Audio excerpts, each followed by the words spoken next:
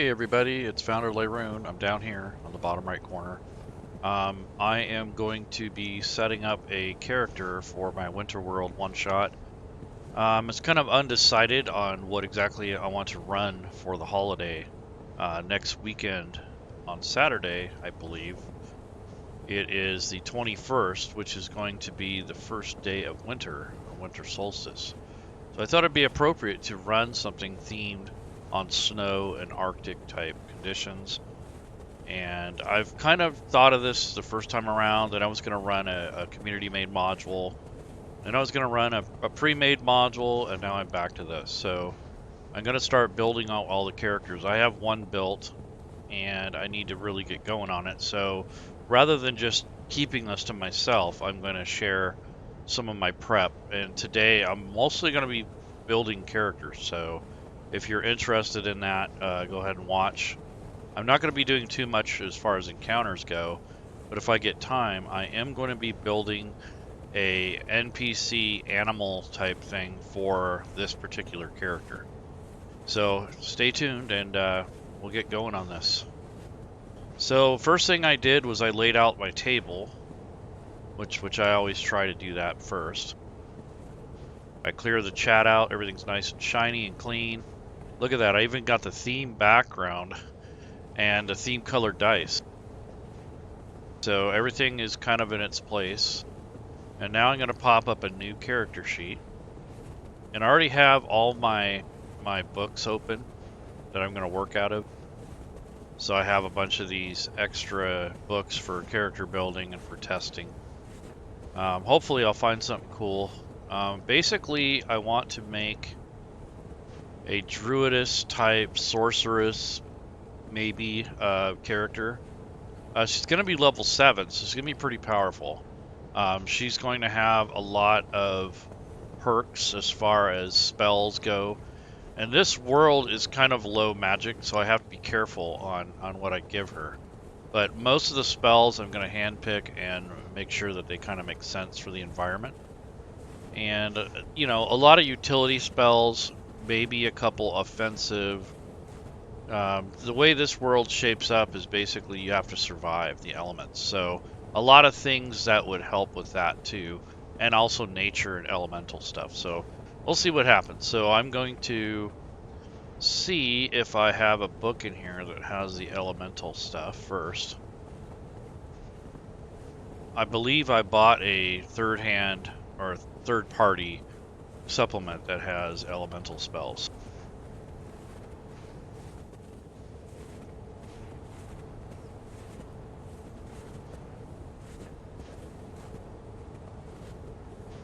Yeah, so Rob Tui and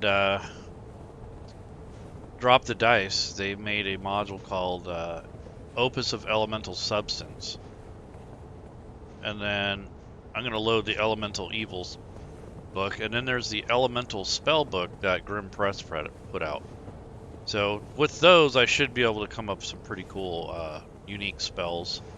I'm not going to try to reinvent the wheel today, but I definitely might be inspired by those, so we'll see what happens.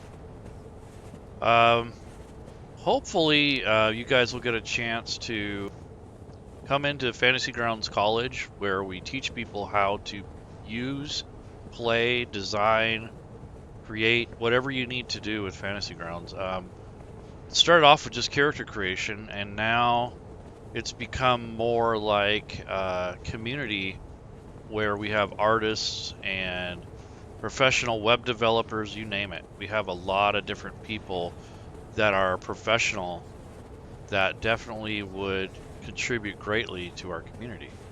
So come on over and we'll get you started with Fantasy Grounds. Even if you haven't played role-playing games, I think our community would benefit you. We're open to just about anybody, new people, old people, people with, disabilities, all that stuff. Anyhow, so I'm just loading up the books that I am basically going to use throughout the character creation process. Since I don't have to explain every single thing, it's not really a class, I'm just going to build this thing out. I'll explain a few things as I go along because I don't want to make it just a slam bam. I have to think about this build and how it's going to shape and fit in with the campaign world. So this is going to be kind of tough for me because I can't just pick any old thing. I have to actually think about it. So basically, I have to decide if this character is going to be a sorceress or is it going to be a druid type character. So I'm not sure exactly how I want to build this. So I think I want to go with sorceress probably. I can see her, but she's connected to the spirit world too. So warlock sounds close as well. So maybe I will make her a warlock and make her patron like Fae or something like that. So that might be a thing. So let me do that. So she'll have her powers granted to her by the elements and by the spirit world and nature. So Fae Touch is probably about as close as I'm going to get without redesigning a complete new archetype. If you guys have any suggestions, let me know. But this is a nature somewhat based and elemental. So if you think that cleric or druid would do better, that's fine. I'm thinking warlock as far as mechanics go. Now spells list, that's remained to be seen, but most of her spell casting is going to be based on wisdom. So I really think that I have to kind of stick with either a charisma build or a wisdom build. And I'm leaning towards wisdom because of the nature of the power source. So she's getting this stuff from the spirit world, and I don't see it being intelligence based for sure. So it's either got to be charisma, which is a force of will, or a force of, history type thing. It's almost like a combination, so I'm not sure how I'm going to go about it. But we'll see. So I'm going to start building the character. The first thing I'm going to do is give her a name. So her actual name for this campaign is Shivera.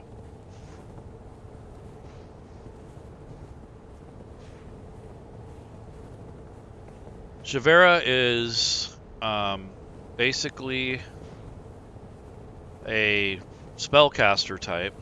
I would say like a shaman, witch doctor, that sort of thing. A little bit on the tribal side. She's definitely going to have a high wisdom. So I'm going to use the standard array of points for the point buy system. So 15, 14, 13, 12, 10, and 8. So I'm definitely going to give her 15 for her wisdom.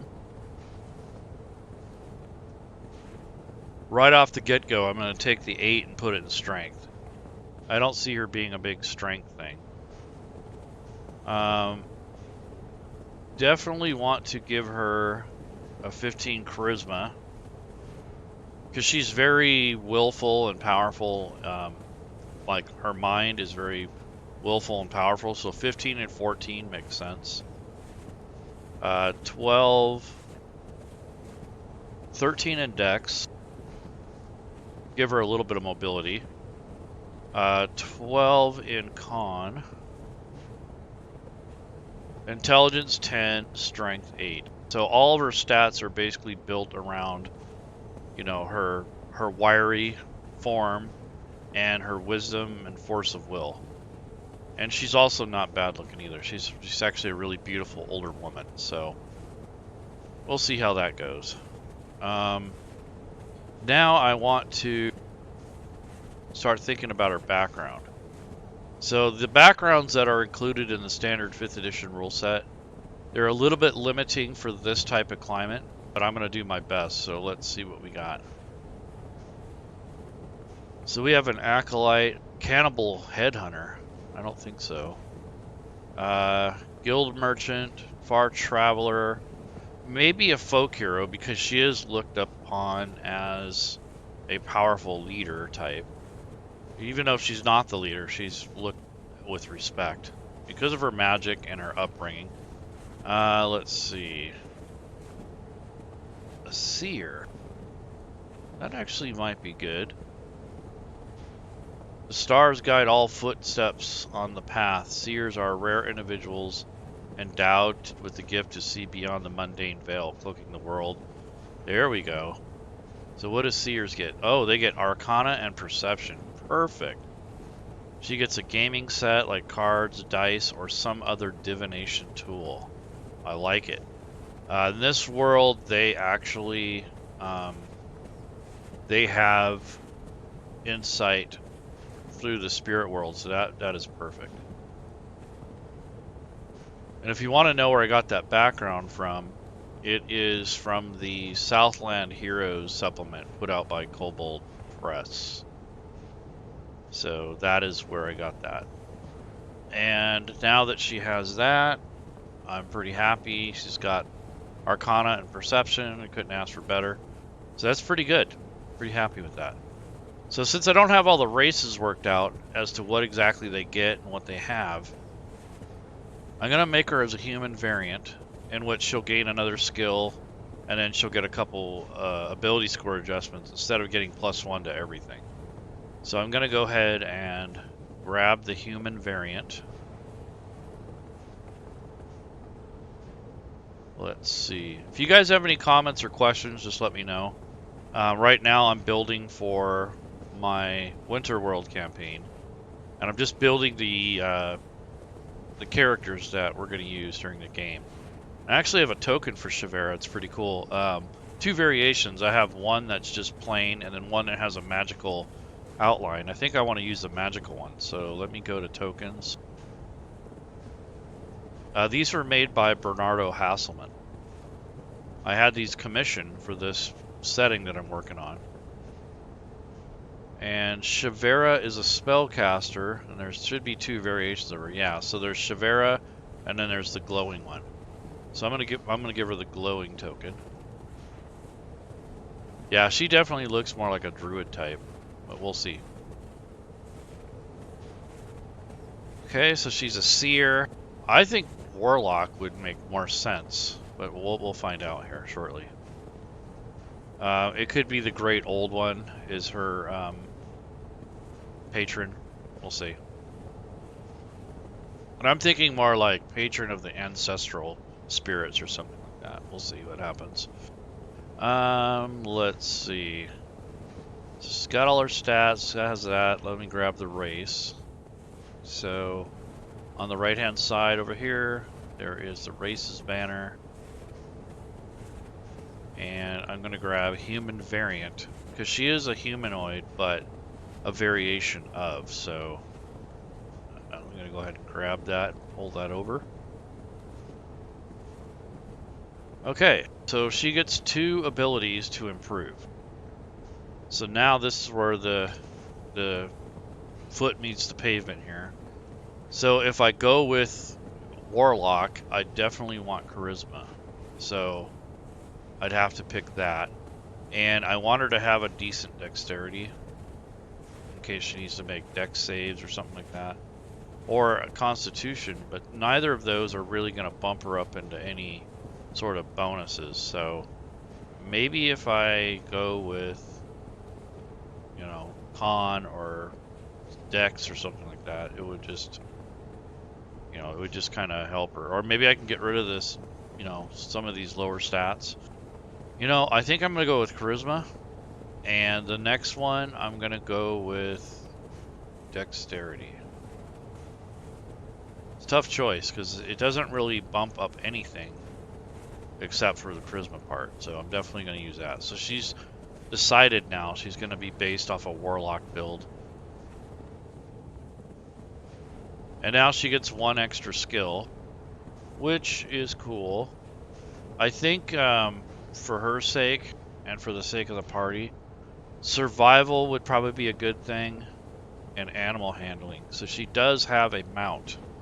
So I think animal handling is going to make sense, because like I said, she's a little bit like a druidess as well.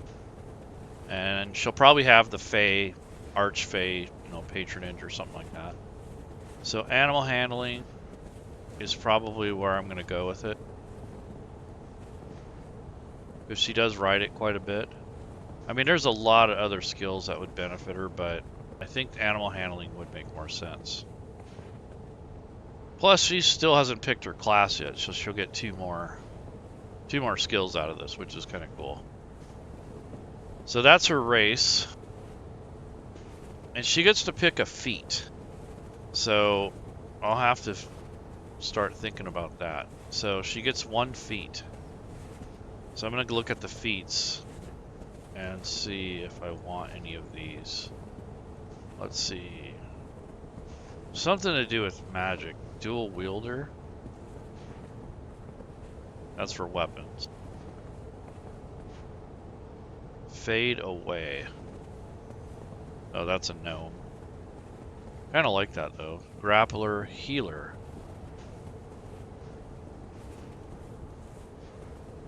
Oh, that, you know what? That's actually pretty cool. I'm gonna give her the healer feat because that's one of her functions, is to make sure the party's healed. And then she has Glimpse of Fortune, where she can divinate stuff, which is really cool. I like that. So I'm gonna give her the healer feat. And what that does is, since she is, you know, familiar with giving birth and, you know, helping sick people and stitching up wounds, she can help get the allies back into a fight. So she'll have a couple purposes. When you use a healer's kit, you can stabilize a dying creature. The creature also regains 1 hit point. As an action, you can spend one of the user's kits, the healer's kits, to a creature and restore 1d6 plus 4 hit points to it, plus additional hit points to the creature's maximum number of hit die. The creature can't regain hit points from this feat again until it finishes a short or long rest. So that's pretty balanced. I like it. That is really cool. This is going to work out. So I don't have to make her a druid or a healer just to have some of the features I'm looking for, like the animal handling skill, you know, those sort of things. I think I'll give her survival though. That might be a thing. I'm sure I could have given her like Warcaster and, you know, those sort of things, but I think this really lends itself to the environment and to the game itself.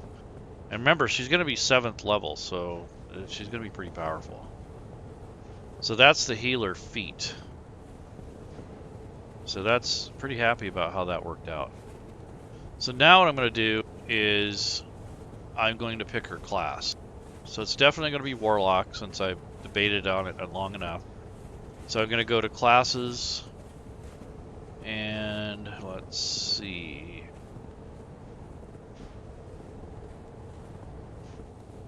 Go all the way to the bottom.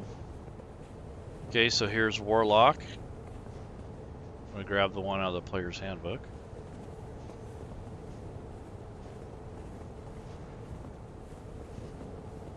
Okay, so she already has Arcana. Maybe Nature would make sense, since she's kind of a nature-based. Nature and History sound right. So Nature, History. Let me look at her abilities or skills. Yeah, perfect. So she knows a lot about nature, and she knows a lot about history. She knows about magic. She knows animal handling, and she's very perceptive. That makes sense. Now, for her, you know, or basically her thing. The Undying, no. I think the Archfey is about as close as I'm going to get. So I'm going to pick Archfey. If I had time, or if I took in the time, I would basically build another archetype or otherworldly patron, which would have been the spirits.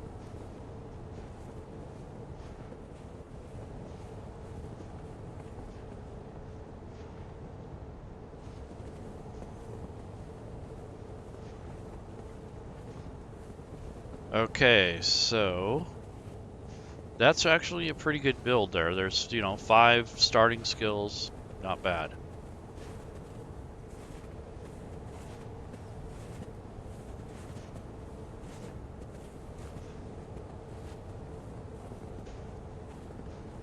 Okay, so Shavera is coming along pretty nicely. Now I'm going to level her up to level 7. So I'm not even going to get her anything yet, or spells or anything, until I know what's going on with her. She has 9 hit points, so I want to keep that in mind. The dexterity did help because they're at 12. I am going to give her like padded armor or something like that. That way she can, you know, have a little bit more protection. Or hide. Makes sense. So let's see. I'm going to open up this class and level window. And all I'm going to do is just drag this little pin. And it adds her Eldritch Invocations. So, yeah, she's got an expanded spell list now. At 3rd level, she got her Pact Boon, which is cool. Now, it doesn't prompt you to pick a Pact Boon when you make a Warlock or something like it. So you have to pick what boon it is. So in her case, she can do Pact of the Chain, Pact of the Blade, which I don't think, maybe, I don't know. But the Pact of the Tome is like the Book of Shadows. I don't see that being her thing. So I'm probably going to go with Pact of the Chain. I don't know, maybe it will be Tome. Tome doesn't always have to be Book of Shadows. But we'll see. Each Pact option produces a special creature or an object that reflects your patron's nature. So Pact of the Chain would be a Quasit or an Imp. Familiar. Pact of the Blade would be like if it's a fiend, you would have like fiery looking things. Book of Shadows could be demon bound hide with iron or something like that. I don't know. We'll see what pack she chooses. Maybe she will pick Pact of the Blade. That way she'll have a connection and she doesn't really have to carry a weapon around. That'd be kind of cool, actually. Might do that. So that's that. Yeah, so that's 3rd level. So at 4th level, she gets an ability score increase. So I'm going to notate that back here once I choose what that is. So I can pick another feat or get ability score increase. I think she's good on feats. So I'm definitely going to raise up her constitution. Just in case she has to make con saves. And I should raise this spellcasting charisma, but I'm really thinking dexterity for the sake of her movement and dexterity saves. So it didn't change her armor class, but it does give her a better chance at succeeding on dexterity based rolls. So that would be a good thing. Yeah, or I could have put them both on con. Maybe I'll do that.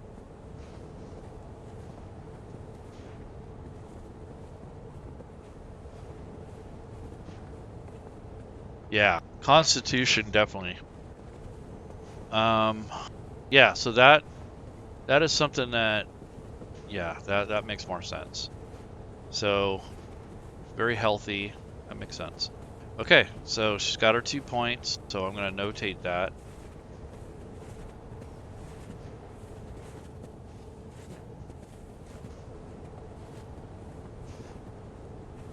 So that way the DM or the player knows what I spent, you know, the stuff on. Her feat was the healer feat. She already picked the skills.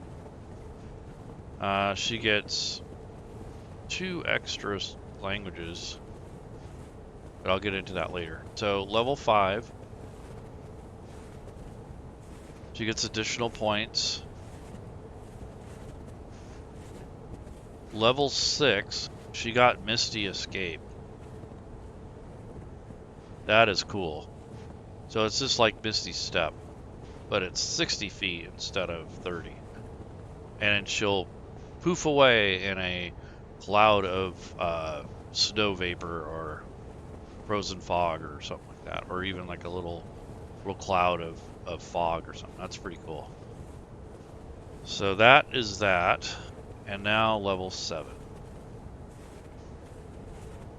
Yep. So she's a level 7 spellcaster, so she's nothing to balk about. I mean, she's got some skill. Her abilities are pretty nice. So we'll see what happens. And she can glimpse for fortunes and stuff like that. That is so cool. So I'm gonna pick her languages while I'm here.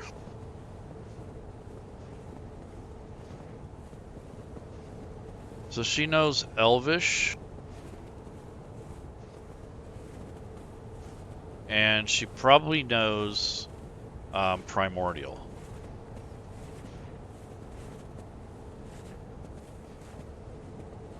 Primordial is the language of the elementals, so that would make sense for that. Okay, so there's that.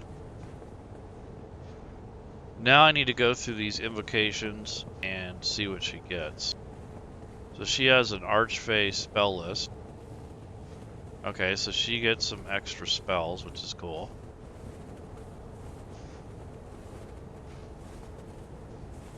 So I will put this here. Eldritch Invocations. There are some here. The Xanathar is just the same thing. I don't know why it repeats this, but I'll use the Xanathar in case there's additional things. So this is going to help us re-sculpt her invocations. So that will be something we'll look at when we're picking spells. And since I'm here, I'm going to bookmark the Warlock. That way I don't have to come back here. And matter of fact, I'm going to scroll down about halfway until I get to these tables.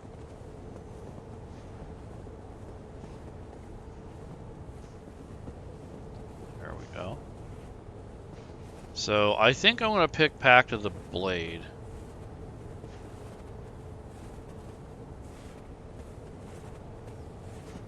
So her weapon, she's not really going to have a big, she's not going to be a big, arsenal of weapons.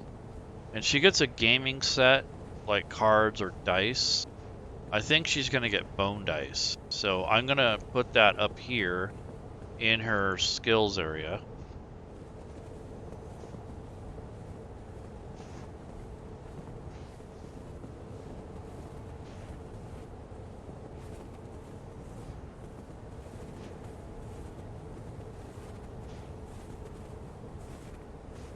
So she plays games of chance with them, but she can also do some soothsayer stuff because she's a seer. So that'll be based on wisdom for sure. And she's proficient with it, so that makes sense. Oh yeah, it's +5. That's not bad for rolling some dice. Hopefully she can roll some 20s. So that's cool. And being that she has the soothsayer thing, maybe she'll get advantage once in a while. We'll see. At 7th level, they get 4 spell slots, which is cool. Then they have 3 cantrips, which is awesome. 8 spells known total, 2 spell slots. The slot level is 4th. And the invocations known total is 4. So that's pretty cool. So she's got a lot to look at after. So I'm going to make her packed weapon as well. So we'll see. She gets, so she gets a packed weapon. Usually they start with a light crossbow or any simple weapon. I'm going to give her a sling. So that makes kind of sense for her. And since I'm here, I'm going to add her healer's kits here.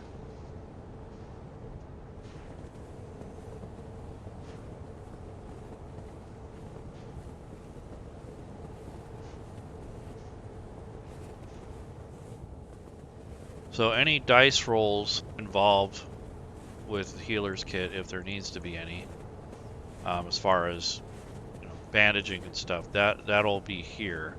But she has the extended functionality too, so that's pretty awesome. So that'll be that.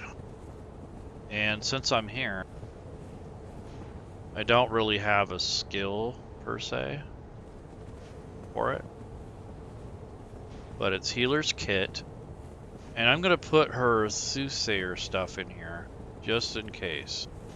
So she has this ability where she can heal with her feats. So I'm just gonna unlock this and put this information in a couple places for the player and for myself. So now when they look that up, they go, oh, this is the healer's kit. Well, you're also going to have this information as well. So I'm going to add the healer's kit on top of this, but I want these rules to be in here as well. Since I'm talking about it, I'm going to open up the items. And I'm going to go to the inventory.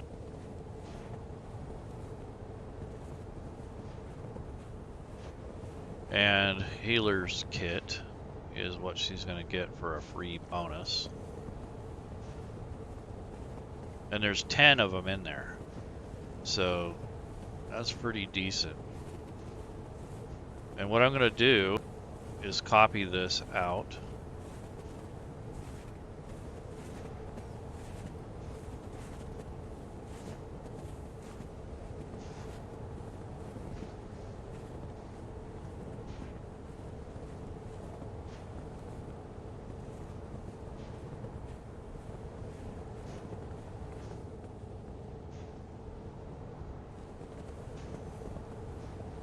So most of her healing comes from her training and her background and her connection to nature and the spirit world. So that is pretty cool.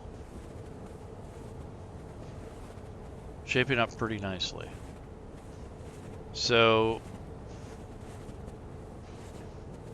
you get, you can expend one use of the kit to stabilize a creature without needing to make a wisdom medicine check. I know it has 10 of them, so you have 10 uses normally on a healer's kit. And then these extra rules are just for what she can do in addition to what the healer's kit does. And the only reason I made it a roll here is because you might have to roll for some reason. So instead of a medicine check, you can use your wisdom for a healer's kit. So that way, if you just want to do a medicine check, which she doesn't have proficient with, which kind of doesn't make sense, but, I might have to change her arcana to medicine. I'll just worry. I'm not going to worry about it. She has a +2 from her wisdom, plus the kit, so she relies more on the kit than her connection to nature.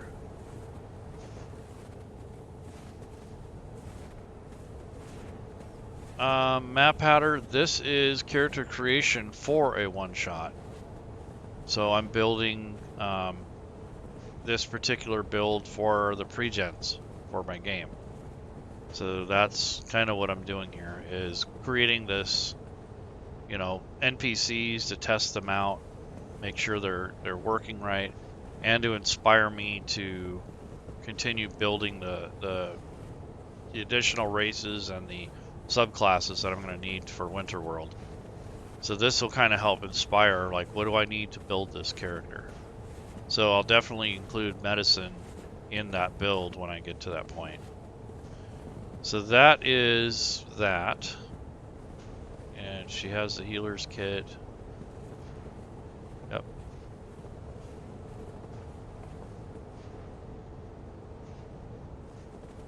Okay. So that helps with that. So that way, you have all the information in one spot. And I'll do the same on any other stuff I need to fill out. Okay, so that takes care of some of that. Fey presence is something that can be coded. Glimpse of fortune. I need to look into this. I've never dealt with this, but I will definitely be looking at that. Misty escape. That's pretty cool. And we'll notate that. Otherworldly patron. So she has a Fey. So she struck a bargain or some sort of dealings with an Archfey.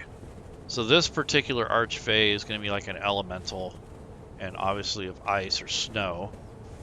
And it grants you features starting at 1st level and again at 6th. So I've already got those features in here. So that's just telling you what that is. Packed boon. Oh, I already have that over here, I think. But I am going to pick, let's see.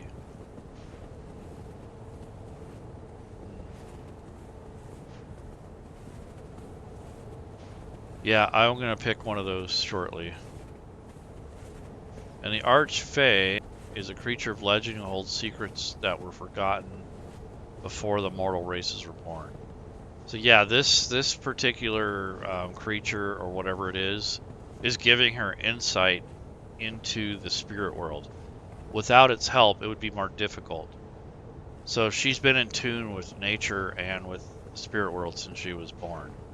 So this is part of her powers, the one she has this granted magic, which is very rare in this setting. So she's kind of a unique pulp kind of, character. It's a little bit over the top. She has this really cool beast that she gets to ride. She's got all these cool spells and all kinds of stuff. So, gonna be a lot of fun. So that is her character. She has light armor. Already picked her dice. Simple weapons. Okay, so I have to think about that. What do I want to base my Pact of the... Let's see, what was it? Pact of the Blade. So, I think she will have like a quarterstaff. That will be her pact weapon. And then she'll have a sling. I think that's all she really needs for weapons. So, uses the sling more for, for hunting and such. So I'm going to grab a sling.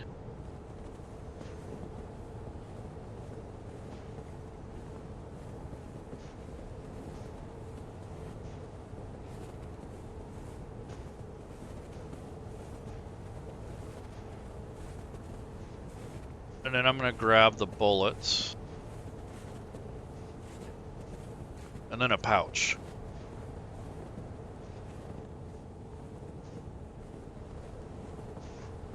So leather pouch.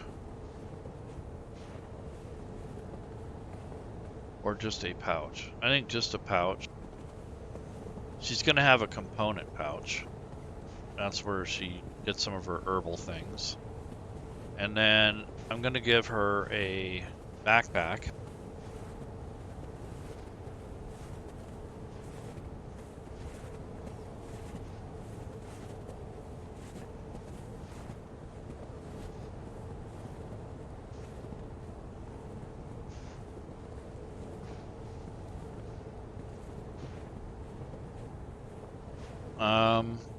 She's going to have a big saber-toothed tiger. So I might reserve this for like saddlebags.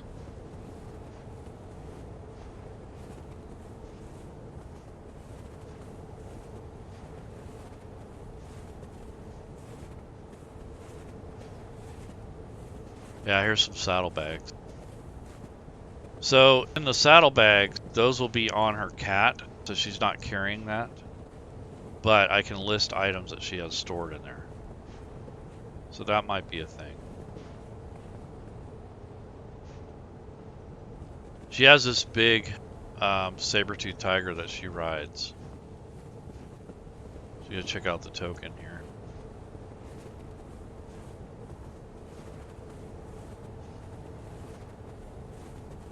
So that's a snowcat.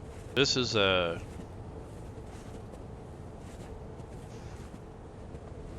Yeah, this thing here, it's awesome.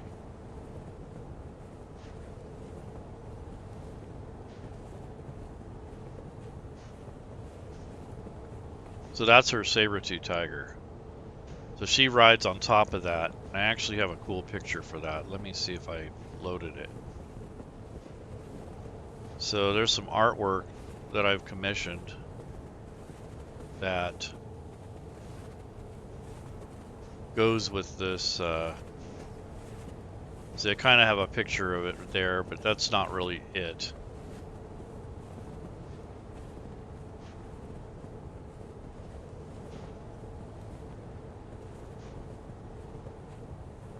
There we go.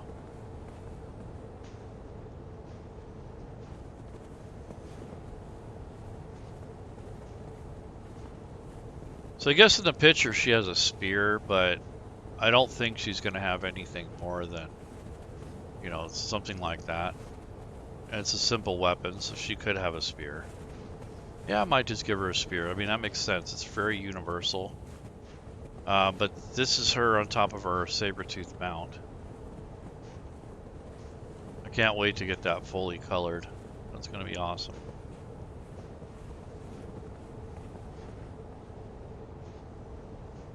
Let's see. Now what I'm going to do is, let's see. Close that. Close that. I got a little off track. Getting excited about this character. Let's see. So now she has saddlebags, and now I need to get her. Let's see. So the sling bullets go in the pouch.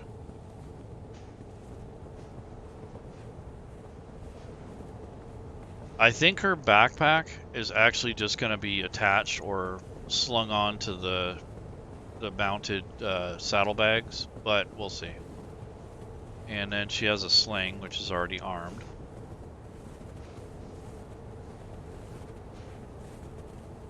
So she has 20 sling bullets. And I want to see something here.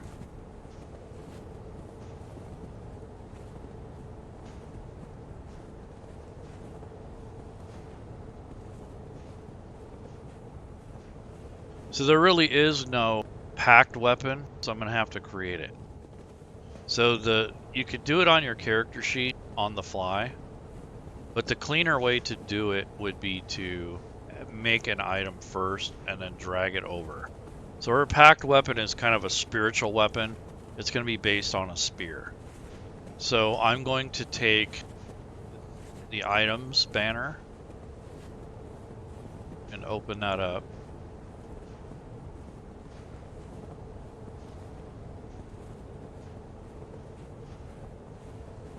I'm going to take a look at the spear. And I'm going to create my own.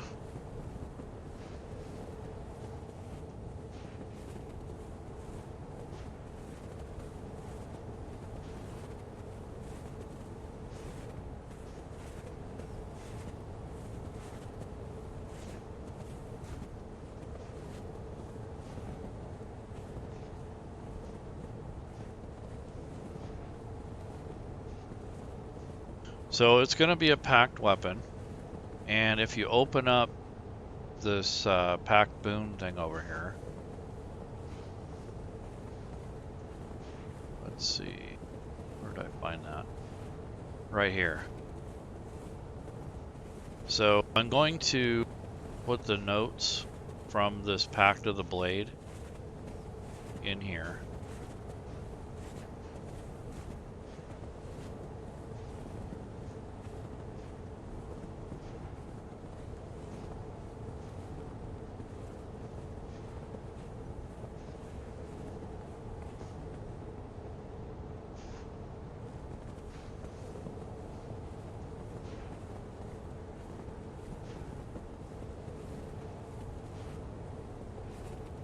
There we go. So it's really not going to weigh much, maybe a pound at the most. Not even that. Let's say it's kind of a spirit blade. It says you can use your action to create a packed weapon in your empty hand. You can choose the form that this melee weapon takes each time you create it. So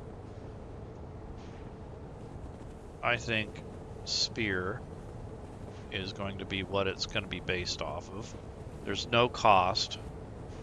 Rarity, it's just going to be rare.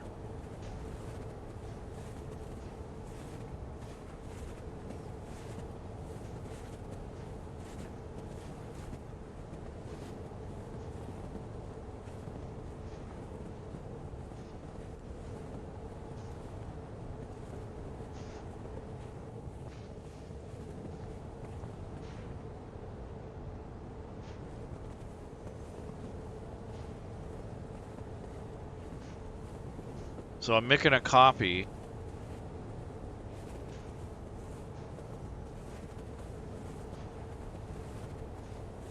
Okay, so basically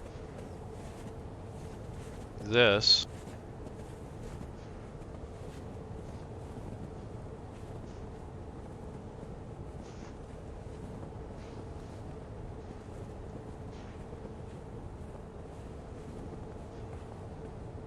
I'm going to give it a 1 gold value, even though you can't sell it.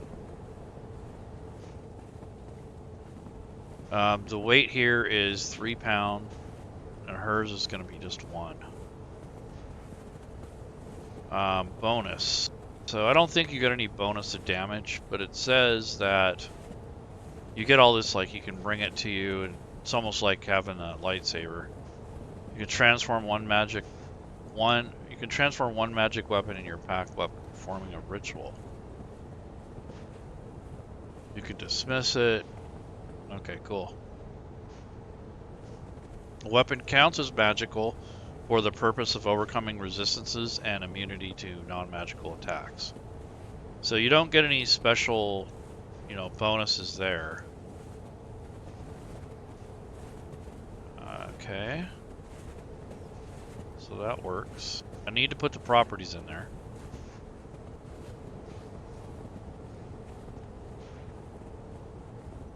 And then I'm going to put comma magic. So that way it comes up when I add it to the character sheet.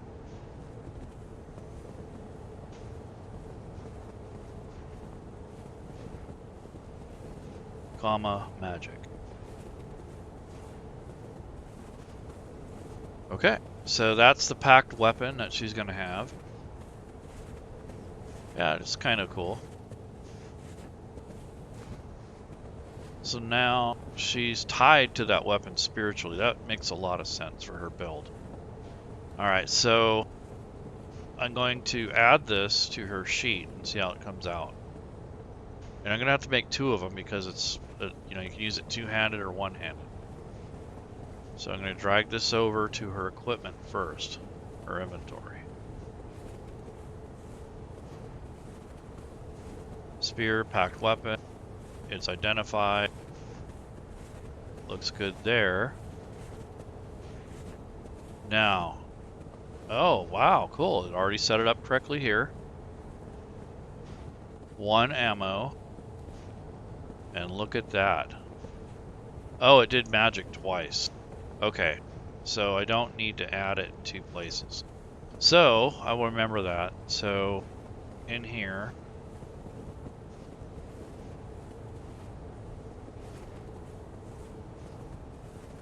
I'm going to delete that.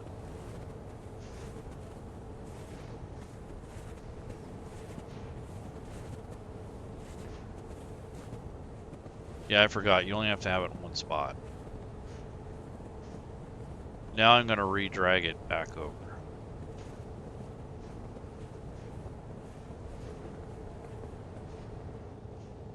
There we go. So anytime you make a change in Fantasy Grounds, you have to move it.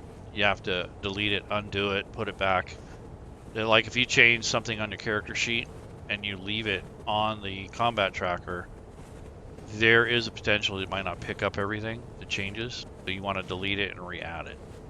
That's if it's applicable. So there's the throne variety. there is the stabbing variety. And yes, it is correct. So that is what I want. Now I need to make another variation of it. So, and it'll only be for the stabbing. I'll have 2 different stabs. So this is for one-handed. Now I have to make a 2-handed variety.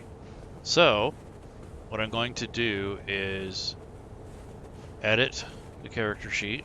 I'm going to add a weapon here. I'm going to make sure that it's carried or equipped. There's that weapon, and the one I want to copy is right here. So I'm going to grab this, drag that over, drag that text over.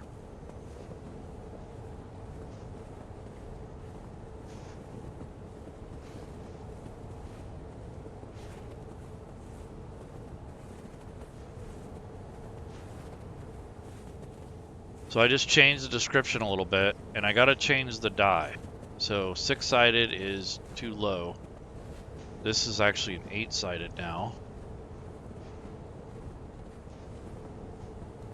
So now if you use it 1- or 2-handedly, you get to do more damage. So I imagine when she's mounted, she can only do, you know, 1-handed attacks. If she's off of her mount and she's on foot, she can do 2-handed attacks. So that makes total sense. And having a spear actually makes sense for charging and that sort of thing. Okay.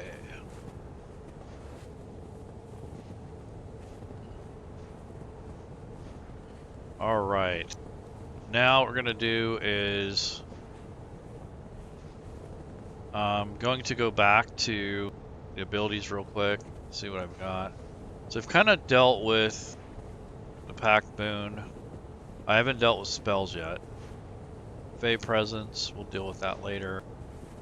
Yeah, so most of the stuff is deals with spells and a couple class features, so not bad. And we've already got her racial stuff figured out, so that's one nice thing about these builds here is they have a little bit easier to build a human. Okay, so I think I'm going to add her usages for her, you know, her one-time use stuff. Supplies, I guess you can call it. So instead of hitting the sword this time... Oh, I'm not done with her inventory. So she has a backpack. Yeah, I gotta give her some food and water.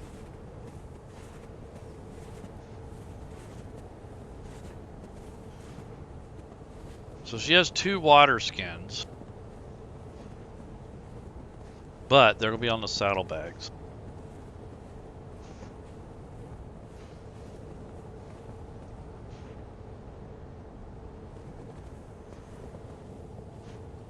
She has rations. She'll have like 12 days worth or some crazy thing.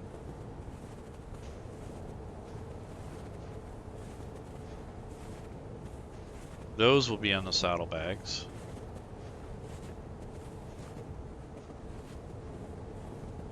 So those will not be carried.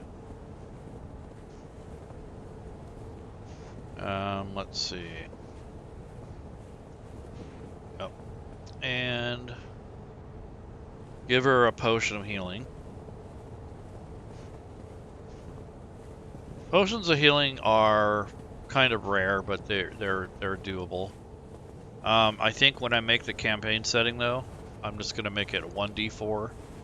So I think I'm gonna lower potency of spells and magic a little bit.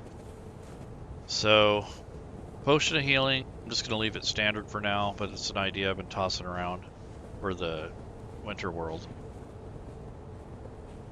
It's not identified, so I need to change that. And this is gonna go in her backpack.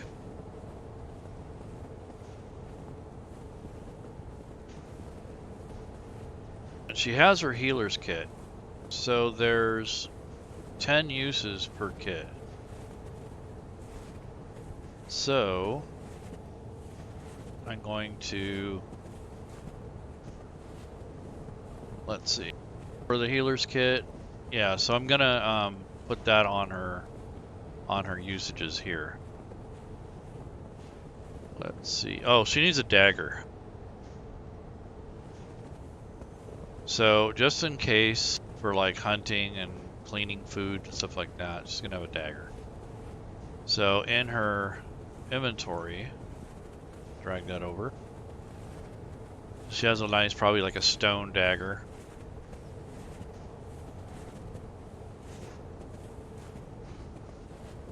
So she's not defenseless for sure. She's got some things to help her out.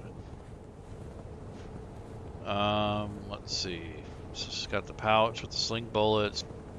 She has her component pouch for her spells and such, her focus.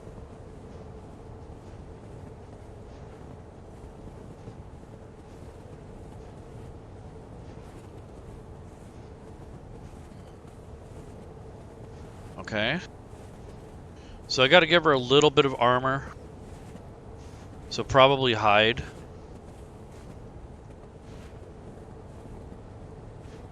Yeah. Hide armor will give her 2.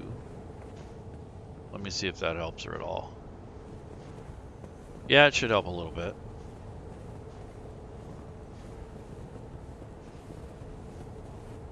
So now her AC is 14. So that's pretty good. Not bad. Although, it's fairly crude. Yeah, it's fine. She has hide armor, so that makes sense. Alright, so that's that.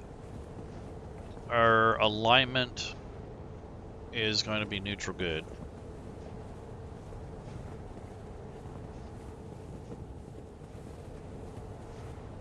Doesn't have a deity per se, but she worships the spirit world.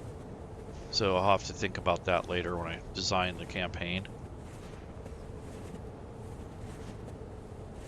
She looks like she's about 30. I'll give her the benefit of the doubt, 1 year before 30. She's not short, but she's not tall. So she's 5'9".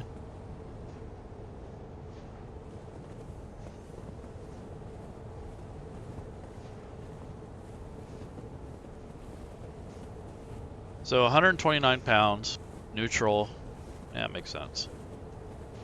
Okay, so back to her inventory.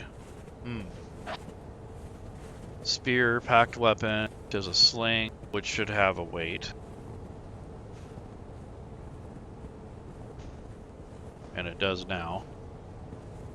She's not carrying a whole lot of weight, which is good. Now, did I give her rations? Yeah, I gave her 12 days rations. She has 2 water skins. She has her pouch. Really don't, maybe some rope? I don't know. I don't think she needs a lot more. Maybe I will give her rope. So she has this rope here. But that's going to be in the saddlebag, so...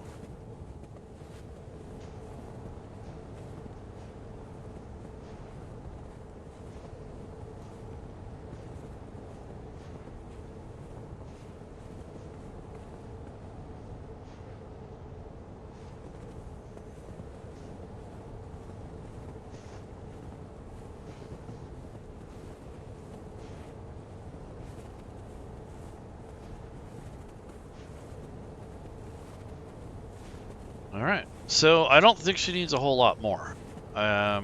She travels light, so I don't see any reason for this. Oh, she needs a cloak.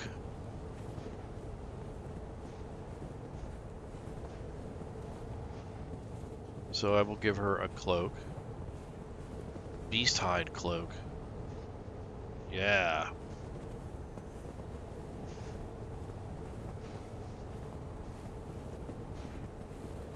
And then boots.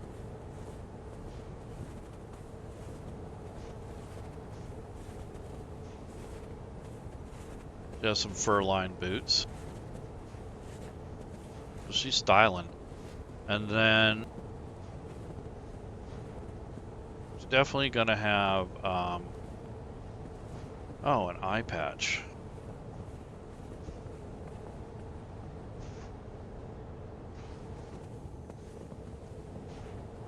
tiger eye.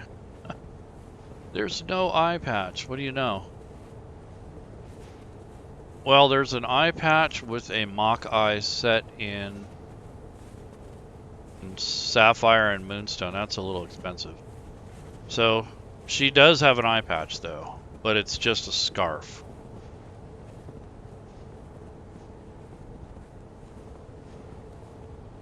She actually lost one of her eyes, and she is a frost person.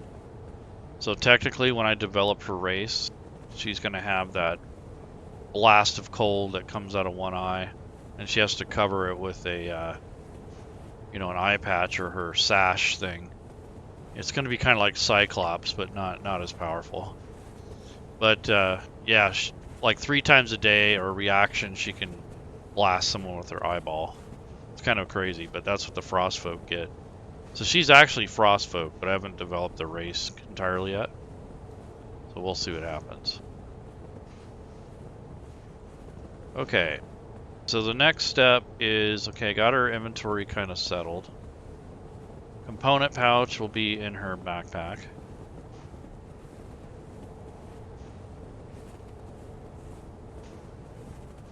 Healer's kit, backpack.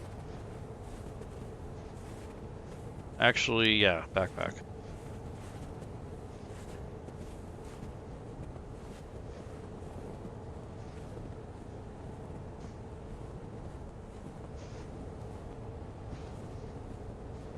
Alright, so there's her stuff.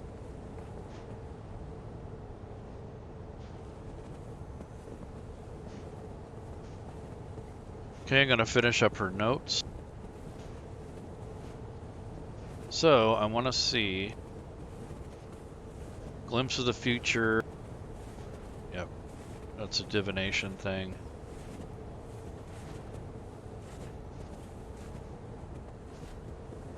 Yeah, so she can, you know, make people enter their good graces. She can possibly see into the future. Additionally, she can receive 1 minor favor or consideration from past subjects in a variety of locations. So that's really cool, actually. Alright, so I'm going to take a look at her. So she's supposed to have 5 gold, belt pouch, gaming set, a token of appreciation from past client, a set of common clothes. Yeah, she's got all that. Let's see. So I'm going to roll randomly, see what fate gives us. Unexpected events rarely faze me and sometimes feel oddly familiar. I like that. Or I try to ensure that everyone around me pays attention to what I see. I see signs in every little detail of life. I compulsively play with card, coin, or other tool of my trade. My optimism never wavers. I've seen that things will turn out well in the end. I enjoy sharing my insights. I never give them away for free, though. My glimpses of the future frighten me, and I try to avoid them at all costs. When a vision is upon me, I have little control over what I say. Kind of like both of those. So I am going to add the second one, the one I rolled. And then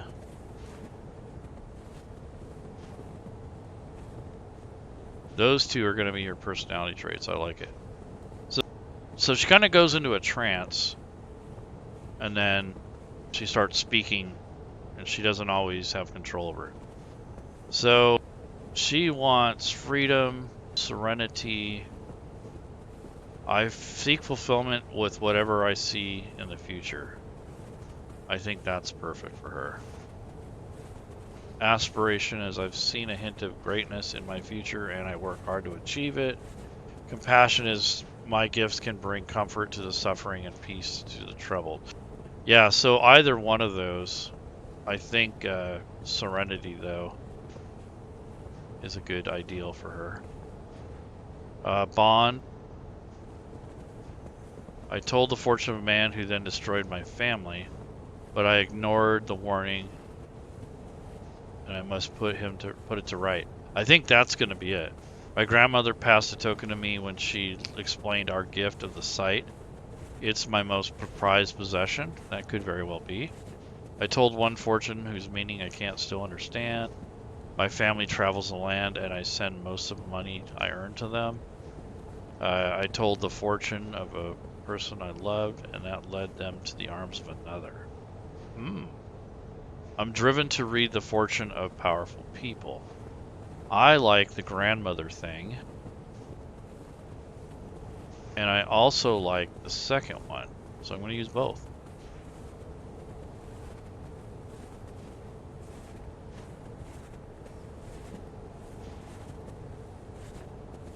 So she told about a fortune of someone she met in her childhood.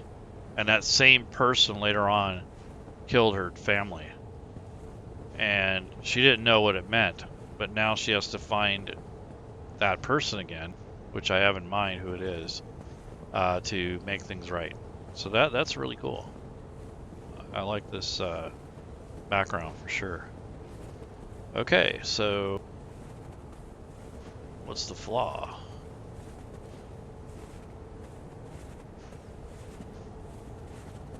I saw a truth once, I refused to speak, and tragedy was the result. It haunts me to this day. Yeah, that's probably what it was.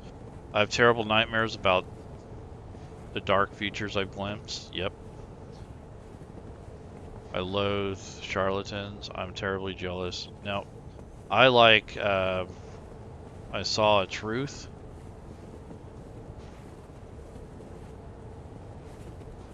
And she has these nightmares about dark futures. So that's a very, very powerful background for this character. I hope whoever plays it can digest how important this character can be. So, okay, like it. So that's the background, the log, and now I got to get into the all the magic and stuff. So I'm gonna create the section for the consumables first. Get all the mundane stuff out of the way.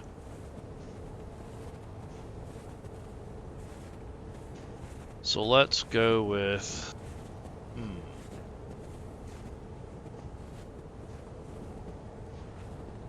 okay, this is going to be the consumables or supplies.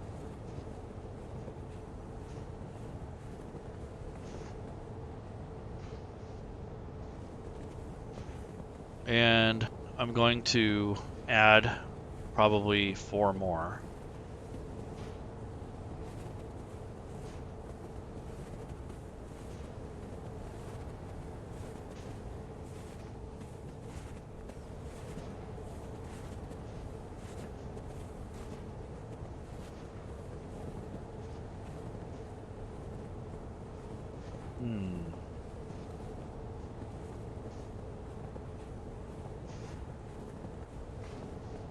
Potion of healing.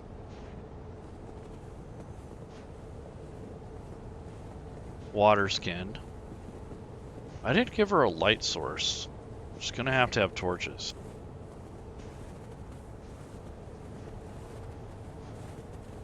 Let's see. Actually, I think she's gonna have a lantern of some sort. Candles, something. So she has this candle-like thing that uses oil. So that's basically gonna be...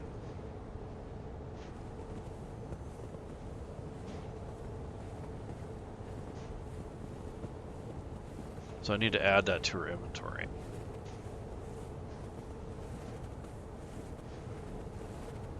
So here's the oil flasks. Those will go in her backpack.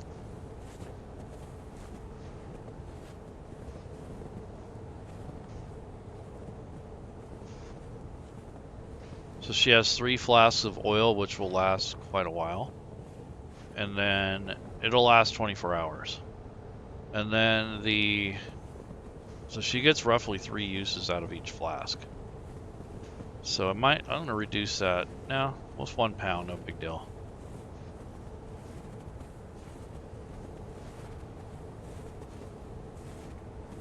So she has like, you know, this lantern thing.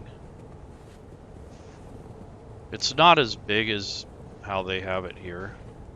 I think hers would only be 1 pound. And it's not really a hooded lantern that she carries around. It's more like a bowl with some liquid in it and a wick, and it almost looks like a melted candle. So I don't think it's really that heavy. And this will go in our backpack.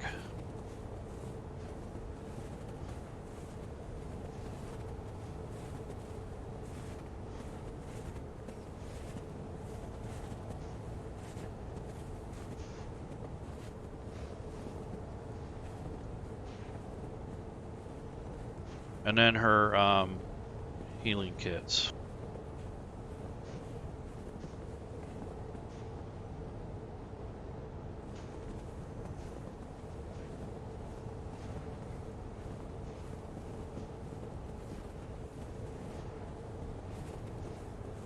Okay, so first thing I want to do is I want to put the description of what's to go in here. So let's see. That, yep. Okay, so let's put that in here.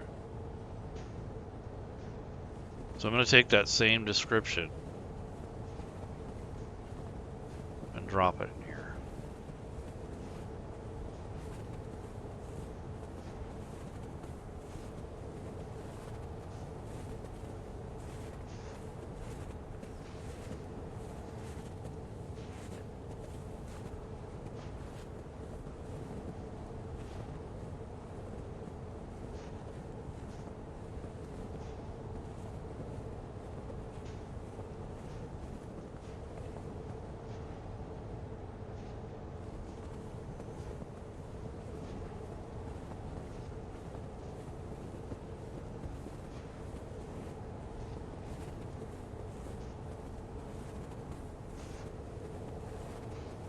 Okay, so that is that.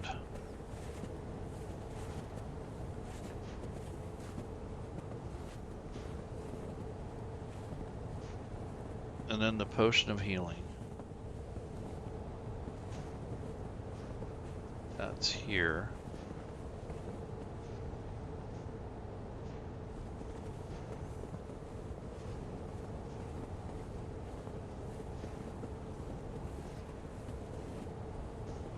I mean, you don't have to do this, but it makes it better for your players.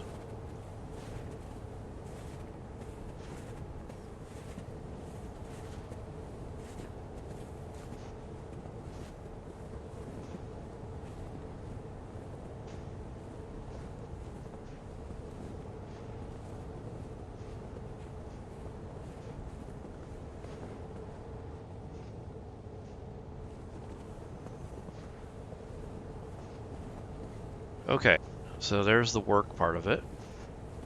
Now I'm going to add functionality to the healer's kit.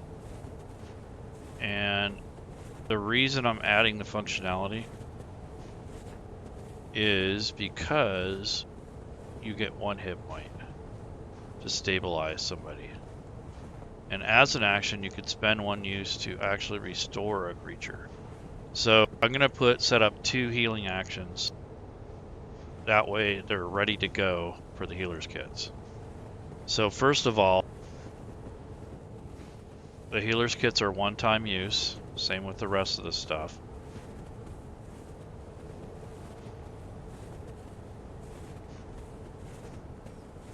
And I have 3 oil flasks,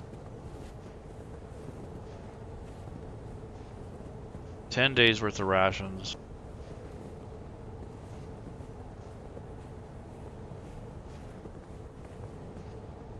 and 2 water skin. That way I have this all set.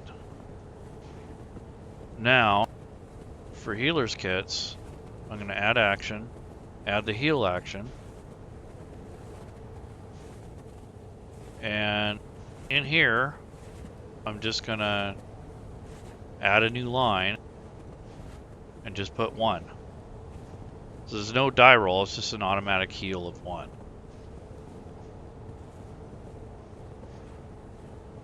So if I use the healer's kit, I can stabilize it. If I want to take my entire action, so that must be like a bonus action, I can expend 1 use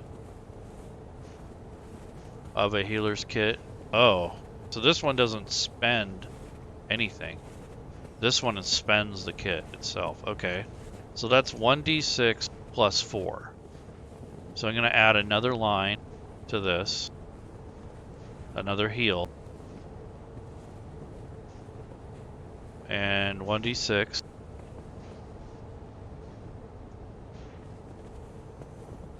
And put 4 right there. The creature can't gain points from this feat again. And so this works the opposite. So if you have somebody that benefits from this, they can't use this again to heal them in this manner. So that makes sense. So that comes from the healer background. So that's pretty cool. So basically you have 10 heals, which is really powerful. Or you can do a bonus action, which I should notate somehow. Anyway, so that's how that works. And then the potion of healing itself is 2d4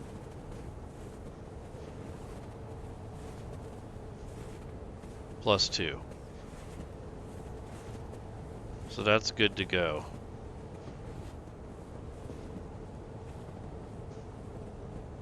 So that sets that up.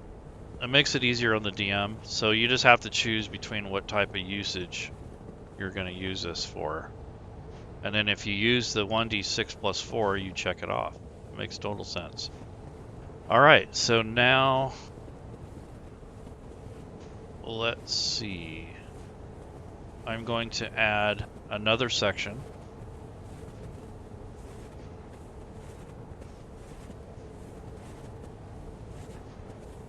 And this section is going to more or less be for the feat that I made, or actually these will be the standard actions.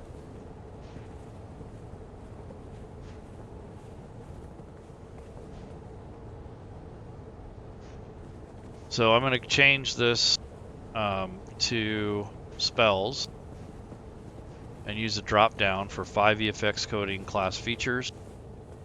The standard actions are just held there. There's really not a good place for them. So Rob put them there.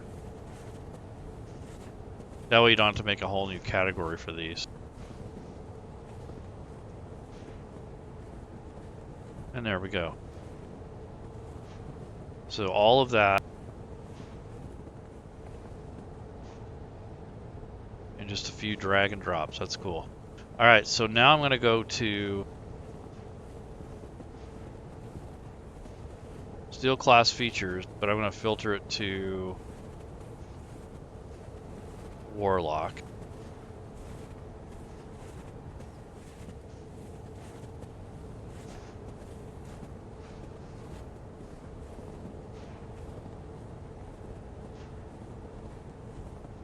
Okay, so I know, so here's Misty Escape. I need to make a new section.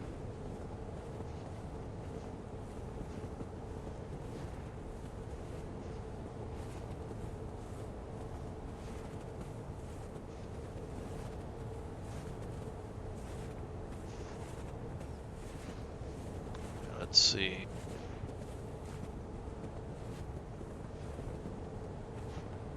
Bay Presence.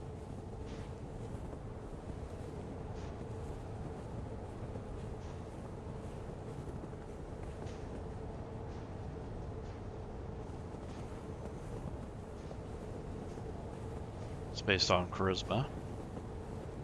And the other is Misty Escape.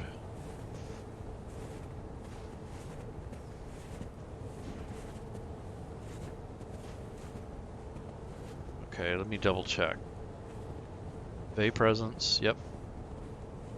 Misty Escape. Okay, short or long rest on that one.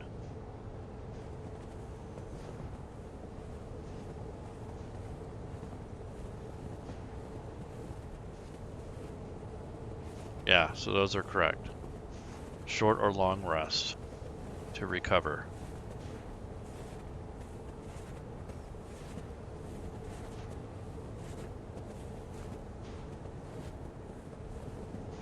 So, that is that.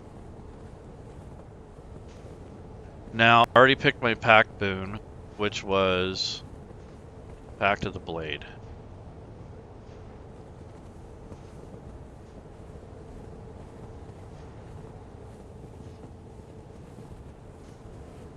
I already made the special weapon for it, so that's dealt with.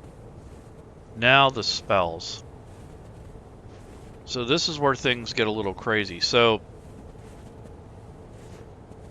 this glimpse of fortune, I'm just gonna make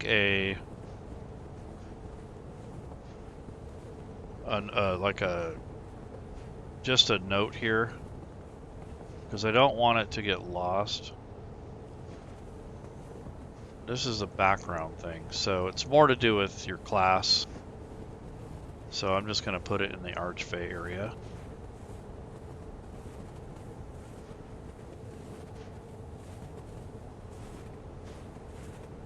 And I'm just putting it here to make it convenient for the player and the DM. So if they want to read it, they can.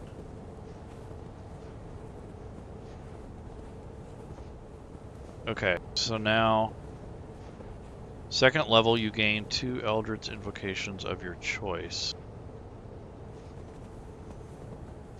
So these things are cast at a 4th level spell slot, which is powerful. I've already dealt with Misty Escape.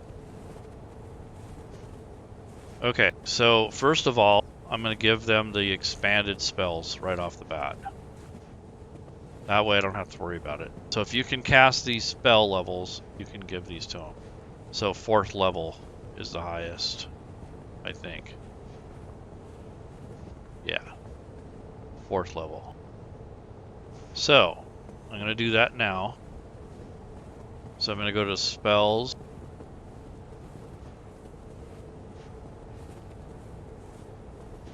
It's already filtered to Warlock. So let's do the 0 level spells first. So definitely want some sort of Eldritch Blast. So if you have Eldritch Blast, it can become Agonizing Blast. So one of my packed, evocations, I get 4 of them. So according to this, I get to pick 4 for 7th level. They're cast at 4th level. I get 2 slots. I can know 8 spells, so these don't count against my known spells. And I get 4 invocations. So this is the things you have to keep straight when you're making warlocks. So the first thing I'm going to do is add all the bonus spells first. So I'm going to search for these spells, but I want to unfilter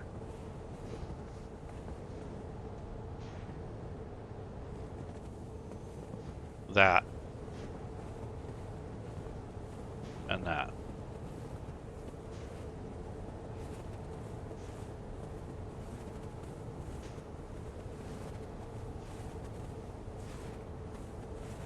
So Fairy Fire, and all I'm doing is dragging it where it says spell slot. So that's 1. Sleep.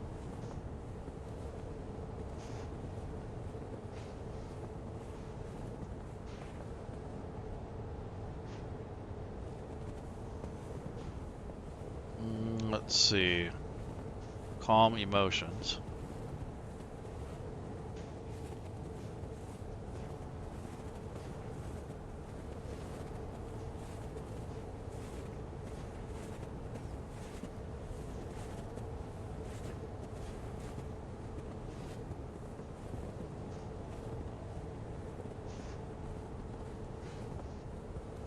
Phantasmal Force.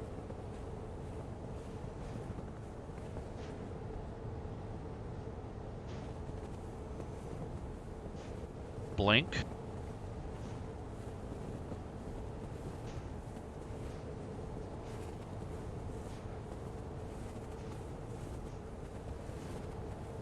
Plant growth.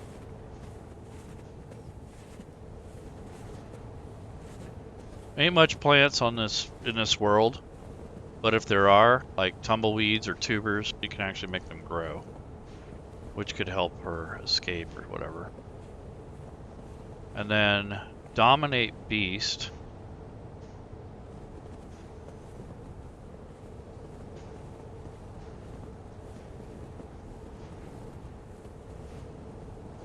And greater invisibility.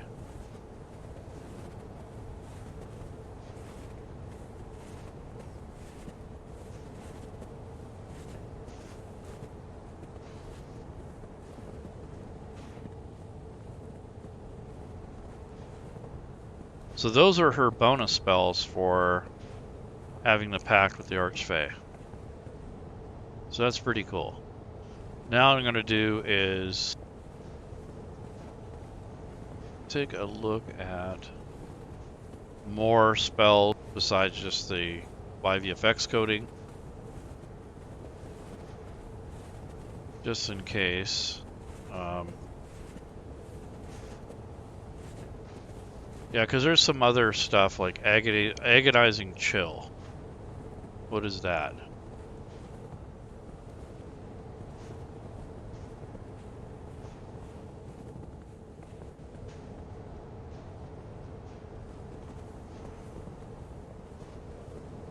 Wow, that's a 5th level spell.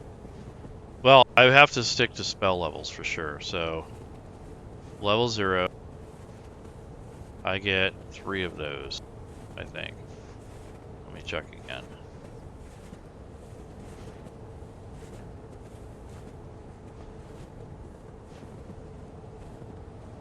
Yeah, 3. So definitely agonizing blast.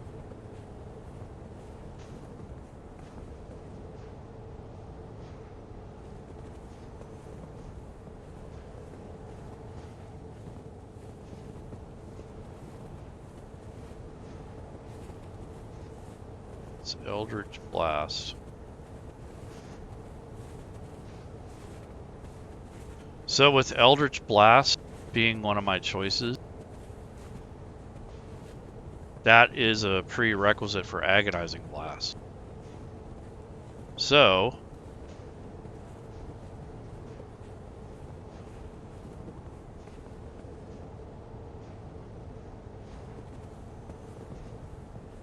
change the title. According to the description, you could do 2 beams at level 5. So I'm going to put a little note there so that we remember that.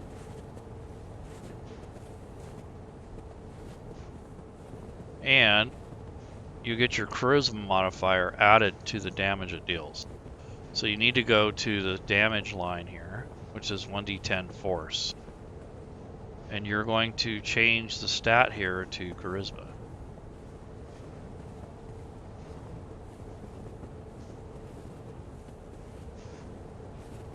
So that adds +3 to the overall damage. So I've used one of my invocations, that's what I'm going to use it on. Well, that's pretty cool.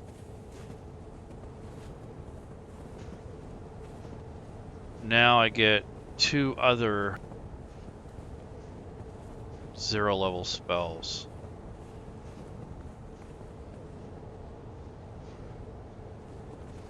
So level 0 spells. Okay, so Frostbite, Chilled Touch, Prestidigitation. I think Frostbite might be a thing.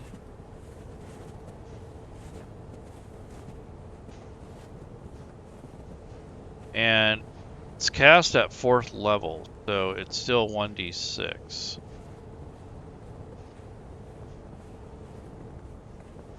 Yeah. Okay. So Frostbite.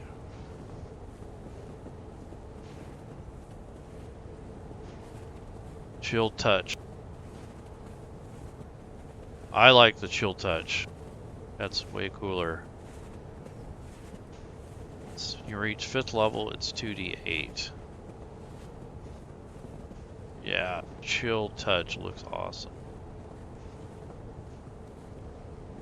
And it's 2d8.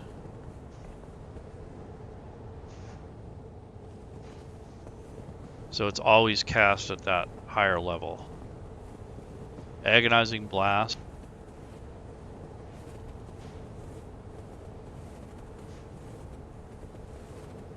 Yeah, just two times or 2 blasts of it.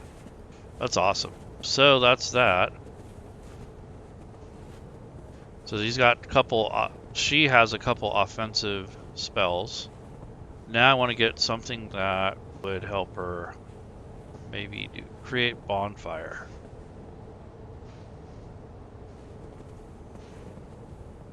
That actually might be a thing. Huh. Maybe she knows the secrets of fire and light. And then there's Mage Hand.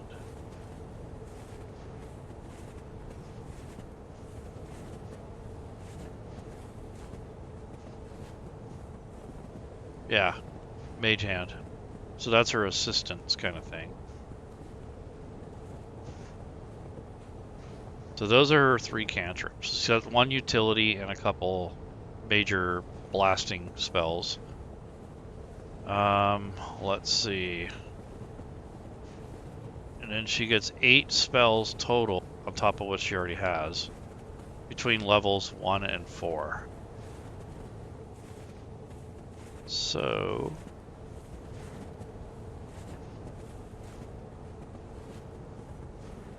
okay, so I want to definitely pick up on like mage armor. What level is that? So it's level 1. So I want to find mage armor.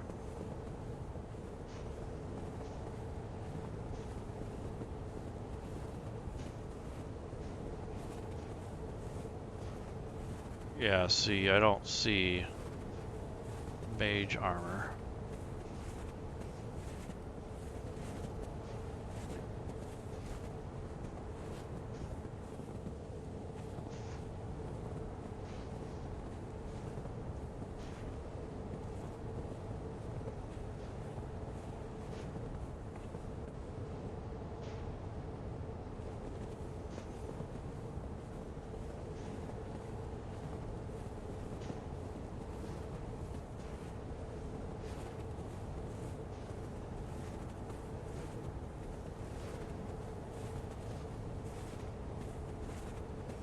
Okay, so mage armor is a 1st level spell, and it says here in the invocations, this will be my 2nd invocation.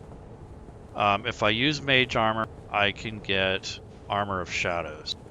So I'm going to change this, and the only difference is you can cast mage armor yourself without expending a spell slot or material components. So basically, this mage armor becomes like a cantrip. So what I'm going to do is copy this over after I've cleaned it up.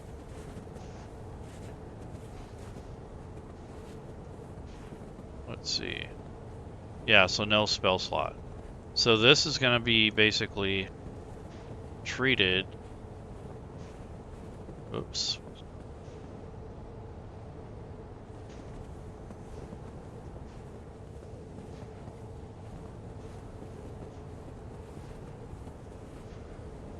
Armor of Shadows.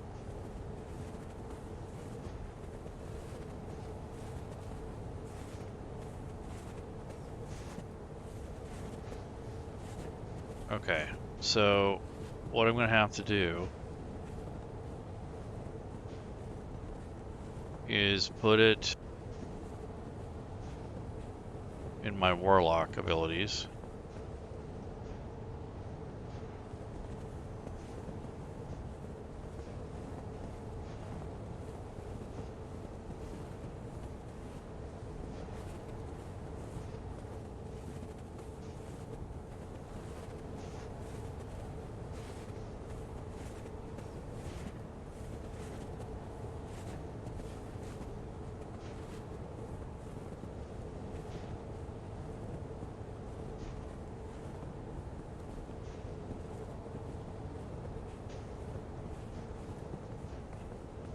Alright, so that's just gonna be, you know, a spell. It still counts against my total spell list, but doesn't require a spell slot. So I'm gonna treat it more or less like a cantrip. And that's kind of what's happening here, so.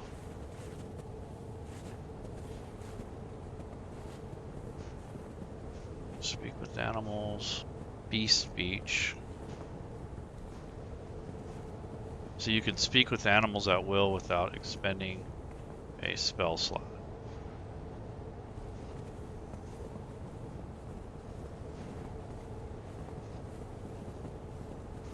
Speak with animals.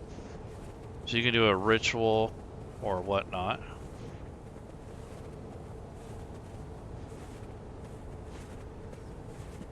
So this is going to go in there as well. Because I don't have to spend a spell slot, and that is really cool. And then it's going to be called Beast Speech.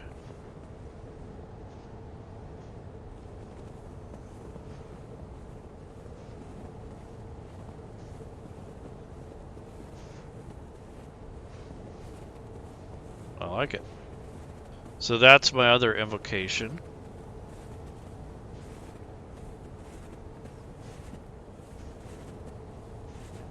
I should put Agonizing Blast down there as well, because that is an invocation as well.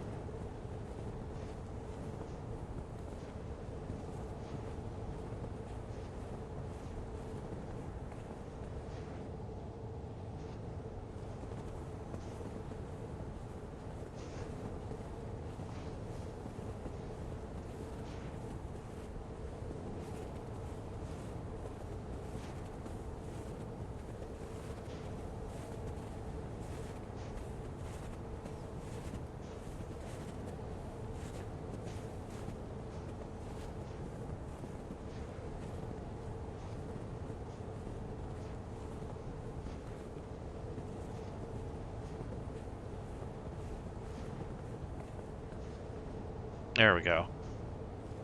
So that way it's grouped together with all my other invocations. So I have 3 picked out of 4 so far.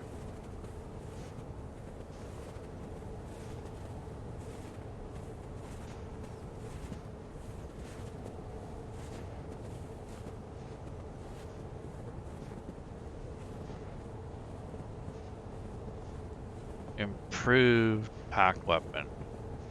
So when you do this, in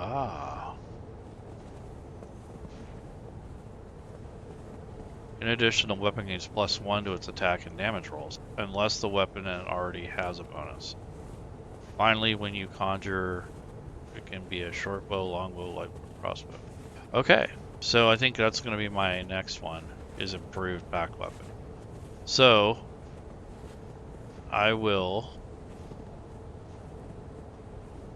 use that as one of my invocations. So the packed weapon here,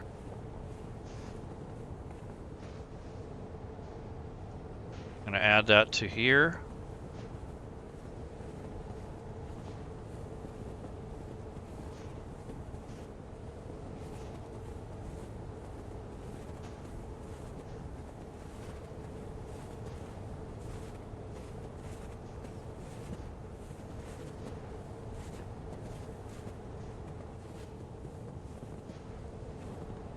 So what that does is it cancels out her negative on her strength.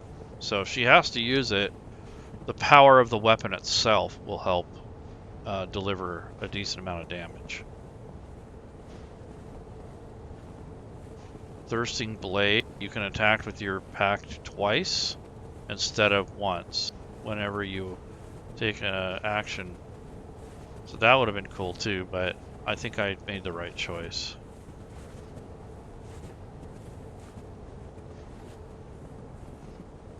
One with the shadows. Yeah.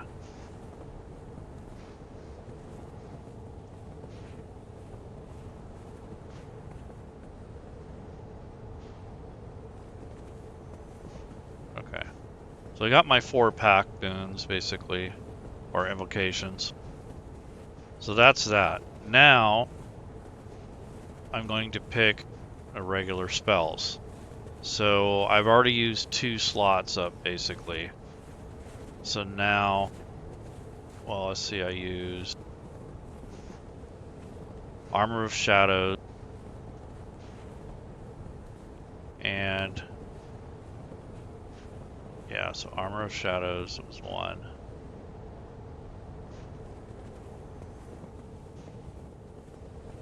And Beast Speech. So there's 2.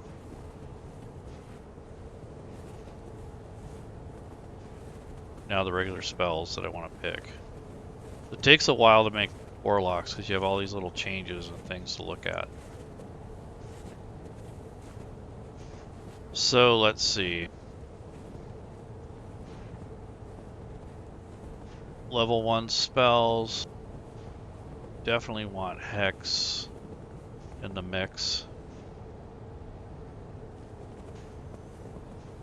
That's always a fun one.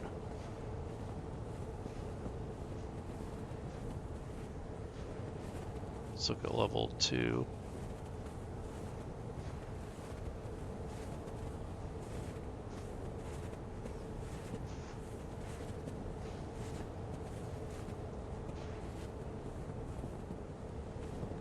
Ray of Enfeeblement.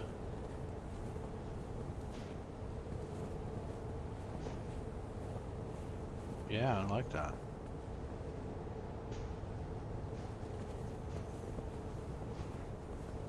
So there's like pretty much like 4 spells.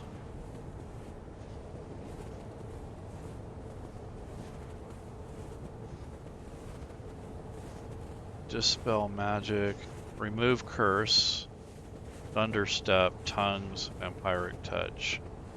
I think Counterspell might be something cool. Yeah. Counterspell.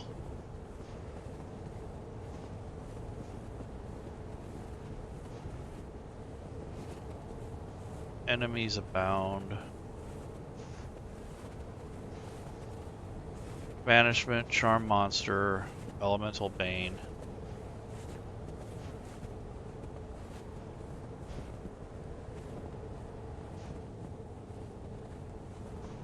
Yes. Elemental Bane is powerful.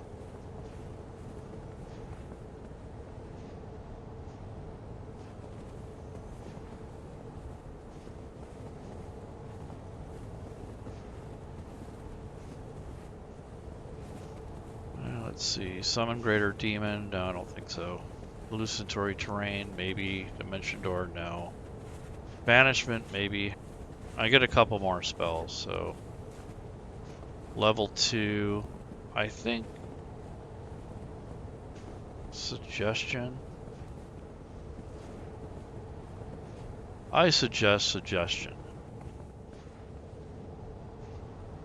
And then one other.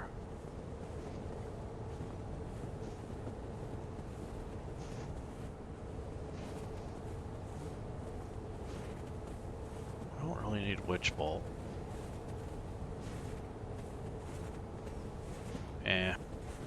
It's more for like stormy type thing.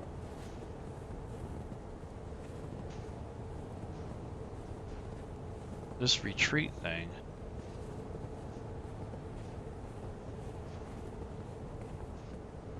Yeah, I'm gonna do the expeditious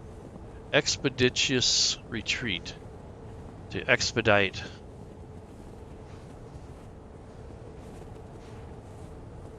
All right. So you got my 8 spells plus all my bonus spells, my pact boon, and my Eldritch invocations.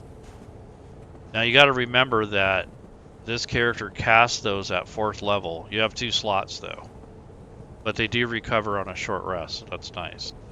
So I'm going to go through these now. Preparation mode. And go to action. actually combat. Let's see.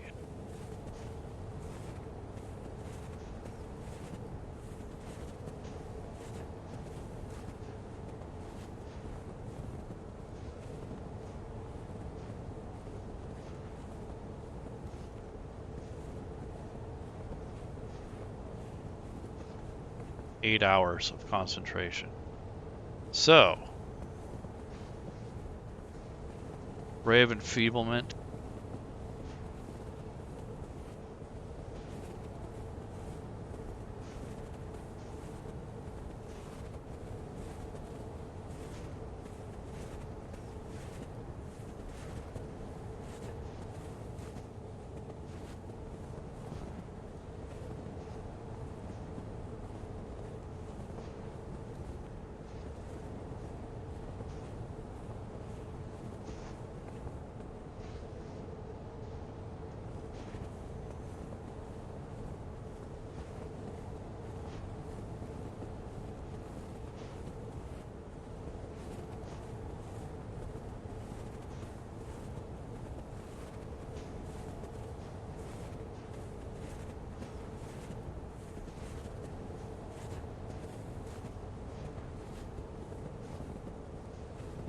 So I'm looking at all the 4th level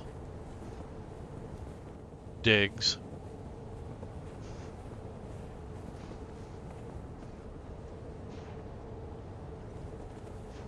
Okay, so that one gives you additional target.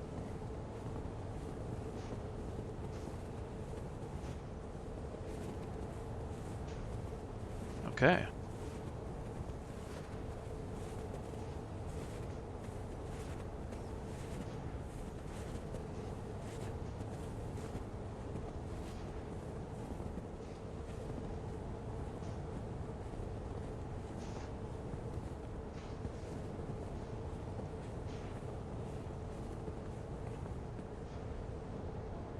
One D8.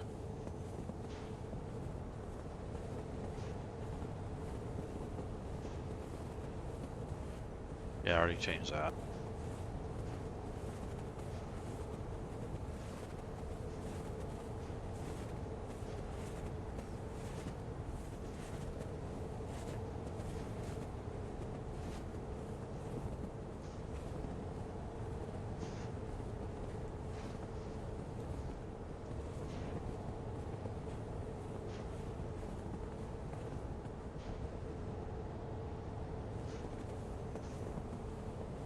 So the sleep spell is going to be 7D8. That is awesome. So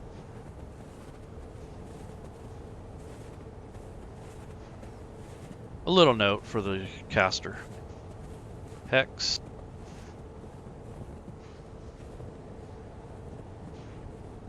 Okay, so this concentration can be up to 8 hours. Right now, let's see, that was Hex. So right now it's set up for an hour. So change that to 8.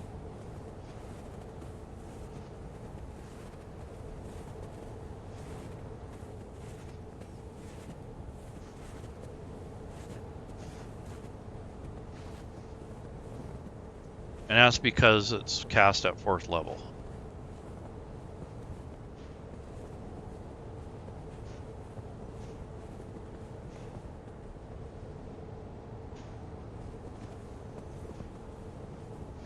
So you just make these adjustments now, if need be, and it definitely helps later on. So that way there's no guesswork, everything's set.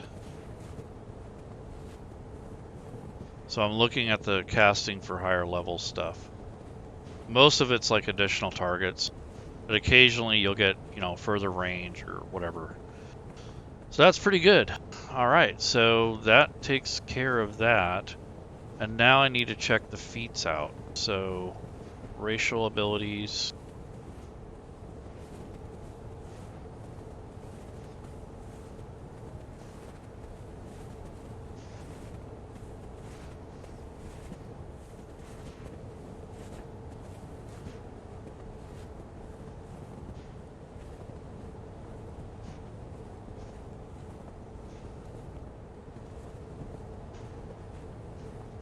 So I want to see what they have.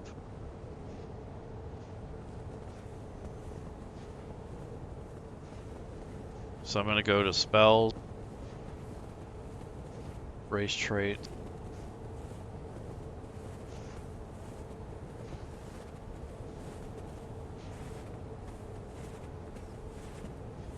Okay, none for that. So I'm going to go to feats and healer feat.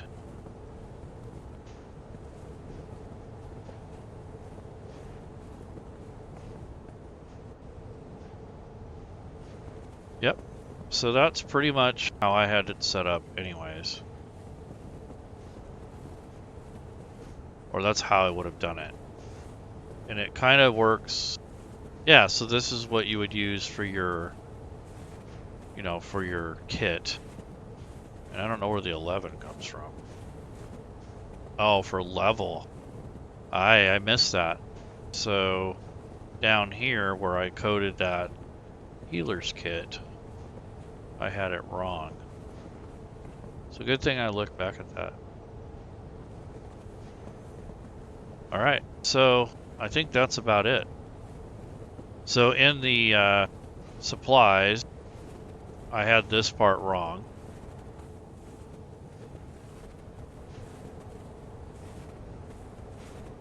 So that's a level.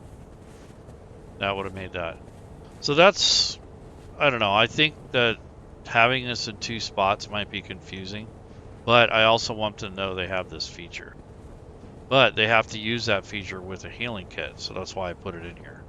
So I'll just leave both entries in there. But that's how you would treat that. I can actually take the effects out.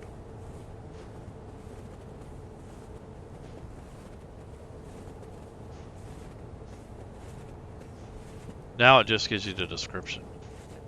Alright, so I'm gonna go back here, change this to combat and actions. So basically this is the character sheet. This is what you want your character sheet to look like when you're getting ready to play. So everything has a place, it's all set up, everything's ready to go. So if you want your warlock stuff up higher, you can put a 1 in front of it, so it's not all the way down on the bottom.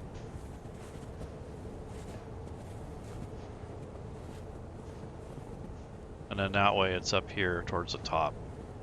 That's just a little tip. So if you want to reorder your stuff, you can do that. Alright, so that should be it. I'm going to save this character. I'm going to look a little bit into the Sabertooth. I'm not going to spend a lot of time on it.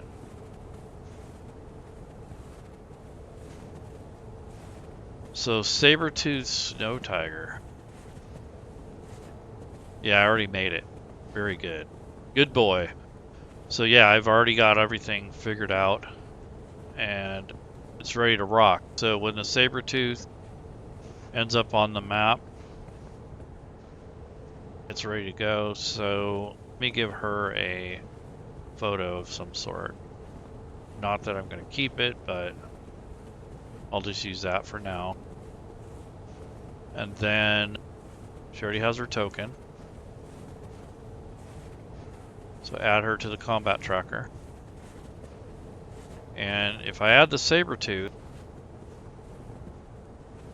he's going to default as unfriendly, so I have to change that to friendly. And whoever controls this character gets to control the beast to a point. And that way I can, you know, I'll advance the turn for the beast. She doesn't have complete control over it, but she has dominate beast, so if anything gets out of control, she can. And looks like there's pretty good. So he's got the little saddlebag. So that should be it for today. I'm going to hit save here.